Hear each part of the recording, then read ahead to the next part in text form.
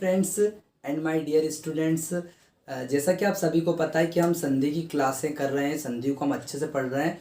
तो मैंने कम से कम 3 क्लास में ले चुका हूँ संधि की। ठीक है, 3 क्लास में ले चुका हूँ, ये चौथी क्लास है संधि की। ठीक है, संधि के डिटेल्स हम पढ़ रहे हैं।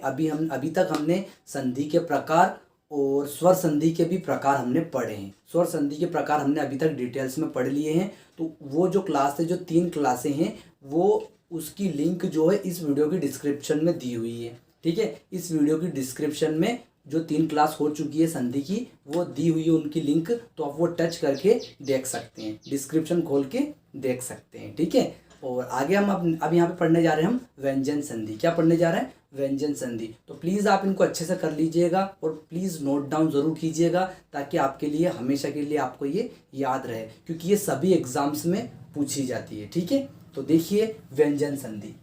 ठीक है, व्यंजन संधि में क्या है, देखो व्यंजन संधि है ना। तो व्यंजन संधि में क्या है, देखो आपको पता ही होगा कि पूर्वापद में इधर क्या होता है, इधर होता है पूर्वापद और इधर होता है उत्तर पद, है ना, यही होता है। ठीक है, तो अब यहाँ पे व्यंजन भी हो सकता है, यहाँ पे क्या हो सकता है, व्यंजन, और यहाँ भी व्यंजन होता है। क्या होता है, व्यंजन या स्वर भी हो सकता है। ठीक है, ये होता है हमारा पूर्वापद और ये होता है उत्तर पद। क्या होता है, उत्तर पद। ठीक है, ये होता है पूर्वापद और ये होता है उत्तर पद। तो यहाँ पे व्यंजन भी हो सकता है, यहाँ पे व्यंजन या स्वर भी हो सकता है। ठीक है, यहाँ पे स्वर हो सकता है, यहाँ पे व्यंजन हो सकता है। ठीक है, तो पहले आप इसका जो है इसका पूरा वो सिस्टमेटिक समझिएगा बॉक्स की, इसके अंदर कौन कौन से वर्ण आते हैं, क्योंकि संधि में क्या जरूरी है, वर्णों को समझना ही जरूरी है कि कौन सा वर्ण किससे बना है और किस वर्ण को कैसे बनाना है। ठीक है, तो यहाँ पे आप देखिएगा, यहाँ पे मैं एक टेबल बना रहा हूँ, ध्यान से समझिएगा। क चट तप, क्या बनाया, क च ट त और प, सब आधे हुए हैं, ये हाफ है सब। ठीक है, इनको जोड़ना है किनके साथ, देखिएगा किनके साथ जोड़ना है। ठीक है, ये पूर्वा पद में आएगा, ये कौन सा है, पूर्व पद है ना, पूर्व पद। ठीक है, यहाँ पे आप ये रहना दो, अभी आप तो इसे समझ लेना ध्यान से। देखो अब क्या करेंगे हम, यहाँ पे आपने वर्ग देखा होगा, क ख ग का वर्ग रहता है। वर्ग मतलब 5 का वर्ग रहता है क ख ग का। मैं कैसे रहता है मैं आपको बता दूंगा। ठीक है, ये थर्ड वाला ग का है, ठीक है, और ये फिफ्थ वाले का है। फिफ्थ वाले का नहीं, फोर्थ वाले का, फिफ्थ वाले का, सॉरी, किसका, फिफ्थ वाले का। ठीक है, तो आप इन्हें ध्यान से समझिएगा। देखो अब आप यहां से देखो, क जो क है, क क ख ग घ और ण, ये 5 होते हैं। ये 5 का वर्ग होता है। क्या होता है, पांचों का वर्ग होता है। ठीक है, तो कहां तक, ये तीसरा देखना है, तीसरा क से लेकर तीसरे तक जाना है। तो क ख ग क्या आता है, ग आता है। क ख ग ण आता है। तो ण कौन सा आएगा, ये वाला ण आएगा। ठीक है, अब च को तीसरा वर्ग, च का जो है तीसरा वर्ण, च वर्ग का तीसरा वर्ण बताओ। तो छ और ये हो जाएगा ज। ठीक है, पांचवा वर्ण क्या होगा, पांचवा वर्ण क्या होगा, तो पांचवा वर्ण हो जाएगा अण हो जाएगा। ठीक है, ट का तीसरा वर्ण ट ठ ड हो जाएगा, और ये हो जाएगा न। ये पांचवा ट वर्ग का पांचवा वर्ण, ट वर्ग का पांचवा वर्ण, ट वर्ग का तीसरा वर्ण। ठीक है, अब यहाँ पे क्या होगा, द आ जाएगा। क्या आ जाएगा, द, है ना, क्या आ जाएगा, द, और यहाँ आ जाएगा न। कौन सा, त वर्ग का पांचवा वर्ण है न, और त वर्ग का तीसरा वर्ण है द। ठीक है, आप बोलते जाओ, तराजू, थान, दवा, धनुष, नल, पतंग, फल, आ जाता है वो तो, है ना। तो ये तीसरा लेना है और ये पांचवा लेना है। ठीक है, नेक्स्ट है प, तो यहाँ आ जाएगा ब तीसरा वर्ण, और यहाँ आ जाएगा म, ये हो जाएगा पांचवा वर्ण।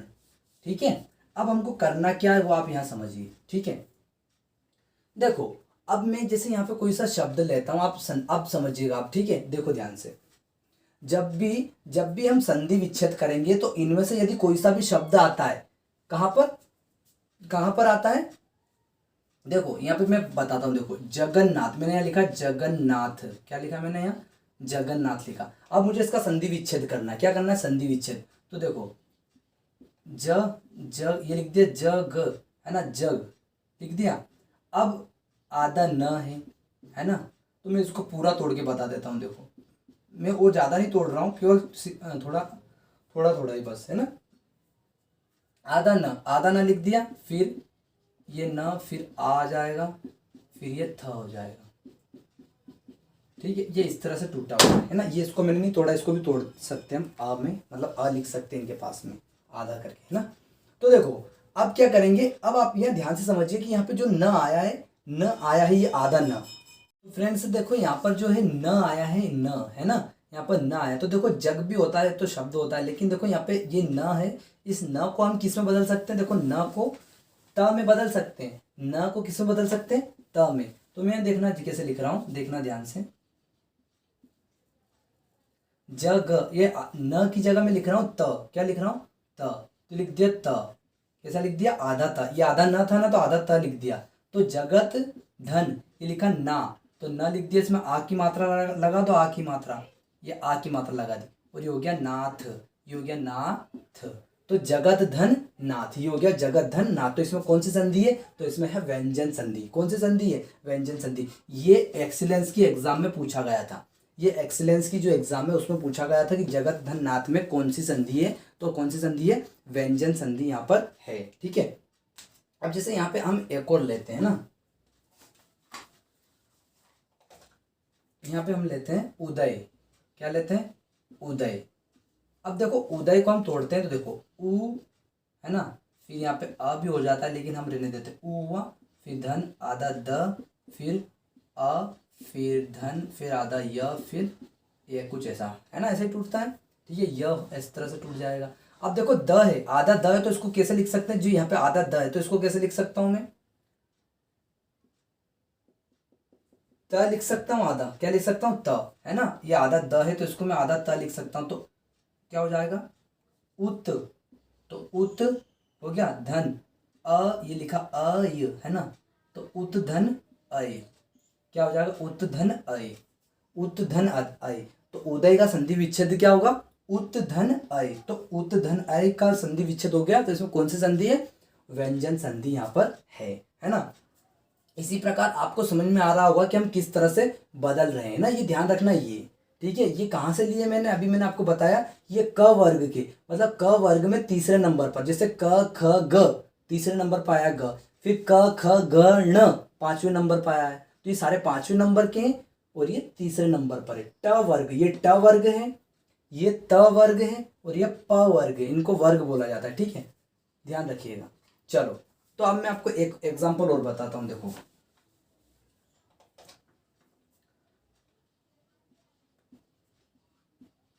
अब यहाँ पे देखो ध्यान से। तो मैं अब मुझे यहाँ से देखो, यहाँ पे द आ रहा है, क्या आ रहा है, द, तो इसको मैं तोड़ सकता हूँ, देखो भ, फिर द व हो जाएगा, इसको मैं रहने देता हूँ, ज्यादा नहीं तोड़ता हूँ ना, हमको द से मतलब है द का तक तोड़ देते हैं। तो आधा द, फिर ई, बड़ी है ना, तो बड़ी लगा दो, य, तो य ऐसा कैसा लिख दो। देखो द को मैं क्या लिख सकता हूँ, द को मैं लिख सकता हूँ त, क्या लिख सकता हूँ त, तो क्या लिख दूंगा, देखो भ व, फिर द की जगह आधा त, तो भवत धन, क्या कर दूंगा, ई, क्या कर दिया, भवत धन ई, तो हो गया ये भवत धन ई, भवदी का संधि विच्छेद हो गया, भवत धन ई। तो इसमें कौन सी संधि है, व्यंजन संधि है। कौन सी संधि है, व्यंजन संधि है। तो इस प्रकार से हमने ये व्यंजन संधि कंप्लीट किया। आई होप आपको समझ में आया होगा कि यहाँ पे क्या देखना है हमको, कौन सा वर्ण आ रहा है, उस हिसाब से हम करेंगे, और आपको प्रैक्टिस पे भी डिपेंड करेगा। जितनी ज़्यादा आप प्रैक्टिस करोगे ना, जितनी ज़्यादा आप रीडिंग लगाओगे, जो आपके पास बुक्स हो या कहीं पर बुक्स हो, वैसे मैं आपको यहाँ पे दूंगा शब्द, यदि आपके पास बुक हो तो उसमें आप रीडिंग लगाइएगा, पढ़िएगा, समझिएगा। जितनी ज़्यादा आप प्रैक्टिस करोगे ना, उतनी जल्दी आप संधि को अच्छे से क्लियर समझ पाओगे, ठीक है, ध्यान से। तो यहाँ पे मैंने आपको आई होप आपको समझ में आया होगा किस तरह से हम करना है, हमको ये ध्यान रखिएगा आप, ठीक है। चलो तो देखिएगा ध्यान से, आप नेक्स्ट हम कर रहे हैं विसर्ग संधि। कौन सी कर रहे हैं, विसर्ग संधि। देखो फ्रेंड्स, तो हम विसर्ग संधि पढ़ रहे हैं, ध्यान से समझिएगा, बहुत ही सिंपल है विसर्ग संधि। तो सबसे ज़्यादा सिंपल संधि यही है विसर्ग संधि, ठीक है। जितनी भी संधि हमने पढ़ी ना अभी, सबसे ज़्यादा सिंपल कौन सी है? विसर्ग संधि। किस तरह से वो देखिएगा, देखो आप सभी को पता होगा इधर क्या आता है, इधर आता है पूर्व पद। कौन सा आता है? पूर्व पद। प्लस इधर क्या कौन सा आता है? उत्तर पद। कौन सा आता है? उत्तर पद आता है, ठीक है, यही आता है ना। अब क्या करेंगे, देखो पूर्व पद में यहाँ पे विसर्ग आता है। क्या आता है? विसर्ग।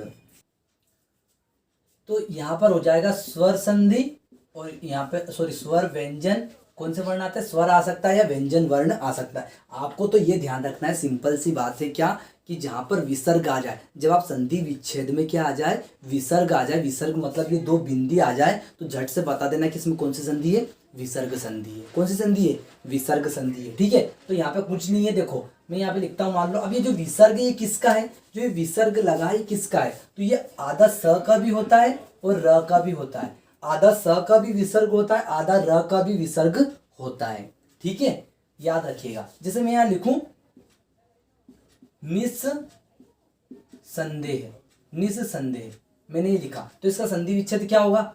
नीह। देखो आधा स का क्या होगा? मैंने अभी बताया था, आधा स का दो बिंदी आएगी, विसर्ग आएगा, तो नीह धन संदेह। क्या हो गया? नीह धन संदेह। तो नीह धन संदेह क्या होगा? निसंदेह। हुआ ऐसा? तो यहाँ पे विसर्ग आ रहा है तो झट से आप बता दोगे सर विसर्ग संधि है। कौन सी संधि है? विसर्ग संधि है, ठीक है। और कैसा? जैसे दुर्बल, क्या लिखा है? दुर्बल। तो इसमें दुर्बल जैसे देखना, यहाँ पे इसको मैं तोड़ता हूं, दू फिर आधा र फिर ब फिर ल, है ना, ये है, ठीक है। ये तो आधा र का भी मैंने अभी बताया था, आधा र का भी क्या बनेगा? आधा र का भी क्या बनेगा? विसर्ग बनेगा।